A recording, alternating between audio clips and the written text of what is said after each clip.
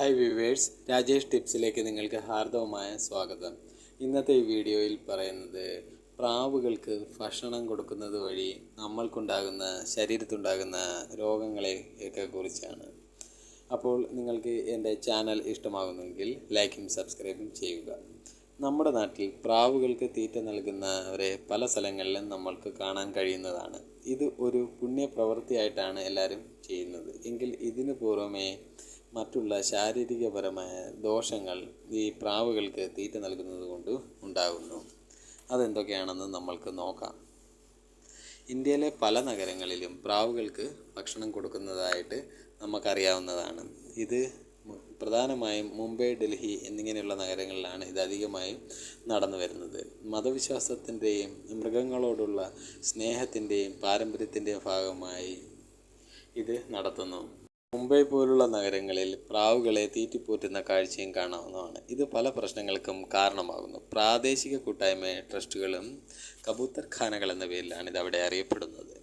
ഇവിടെ പ്രായമായവരും രാവിലെ നടത്തക്കാരുമെല്ലാം ഈ പ്രാവുകൾക്ക് ഭക്ഷണം നൽകുന്നു. എന്നാൽ ഇത് ആരോഗ്യപരമായ പ്രശ്നങ്ങൾ ഉളവാക്കുന്നു എന്നതാണ് പഠനങ്ങൾ നൽകുന്ന അഭിപ്രായം. പ്രാവിൻ്റെ കാഷ്ടം ആരോഗ്യത്തിന് ഹാനികരമാണ്, പലർക്കും അറിയില്ല. അതുപോലെ കാഷ്ടത്തിൽ യൂറിക് ആസിഡും അമോണിയവും ധാരാളമായിട്ടുണ്ട്. ഇത് അപകടകരമായ ബാക്ടീരിയകളും ഫംഗസുകളും വളർച്ചയ്ക്ക് കാരണമാകുന്നു. ഈർപ്പമുള്ള കാഷ്ടത്തിൽ നിന്നും രോഗാണുക്കൾ ശ്വസിക്കുന്നതിലൂടെ പലതരം രോഗങ്ങൾ വരാൻ സാധ്യതയുണ്ട്. പ്രത്യേകിച്ചും രോഗപ്രതിരോധ ശേഷി കുറഞ്ഞവരിൽ ഇത് ധാരാളമായി പിടിപെടുന്നു. ഹിസ്റ്റോപ്ലാസ്മോസിസ് ഉണങ്ങിയ കാഷ്ടത്തിൻ്റെ പൂപ്പൽ ശ്വസനത്തിലൂടെ ഉണ്ടാകുന്ന ഒരു തരം രോഗമാണ്. അതുപോലെ ശ്വാസകോശത്തെയും തലച്ചോറിനെയും ബാധിക്കുന്ന ഫംഗസ് രോഗമാണ് അടുത്തത്, ക്രിപ്റ്റോകോക്കോസിസ്. ന്യൂമോണിയയ്ക്ക് കാരണമായ ബാക്ടീരിയം ഇതിനുണ്ടാകുന്നു. സിറ്റക്കോസിസ് എന്ന രോഗം പിടിപെടുന്നു. അതുപോലെ തൂവലുകളിൽ നിന്നും കാഷ്ടത്തിൽ നിന്നുമുള്ള പൊടി ശ്വസിക്കുന്നത് മൂലമുണ്ടാകുന്ന അലർജി രോഗം, ഇത് ശ്വാസകോശത്തിന് സ്ഥിരമായി ഉണ്ടാകാം. ഹൈപ്പർ സെൻസിറ്റിവിറ്റി എന്നാണ് ഇതിൻ്റെ പേര്. അതുപോലെ തന്നെ പല ആളുകൾക്കും അവരുടെ ചുറ്റുപാടുകളിലാണ് രോഗങ്ങൾ ഉറവിടം എന്ന് പറയുന്നത്. സ്ഥിരമായി പ്രാവുകളെ കാണുന്ന വീടുകളിലുള്ളവർക്ക് ശ്വാസകോശ സംബന്ധമായ രോഗം, ചുമ, ശ്വാസതടസ്സം എന്നിങ്ങനെയുള്ള രോഗങ്ങൾ ഉണ്ടാകുന്നു.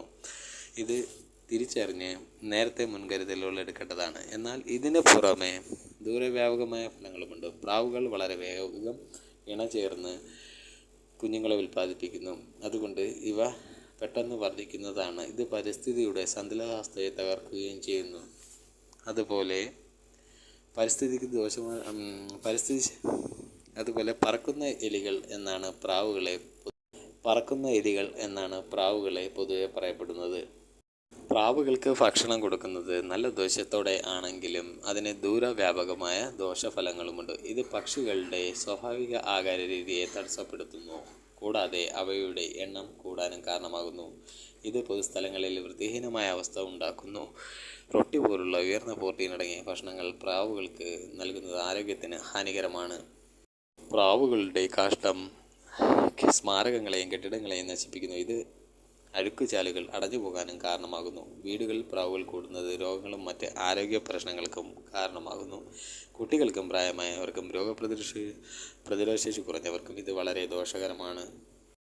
പ്രാവുകൾക്ക് ഭക്ഷണം കൊടുക്കുന്നത് കരുണ എന്നാണ് അറിയപ്പെടുന്നത്. എന്നാൽ പ്രാവുകൾക്ക് ഭക്ഷണം കൊടുക്കുന്നത് കൊണ്ട് മാത്രം കാര്യമില്ല. നമ്മുടെ ചുറ്റിനെ സംരക്ഷിക്കേണ്ടതും ഇതിൻ്റെ ഉത്തമ ആവശ്യമാണ്.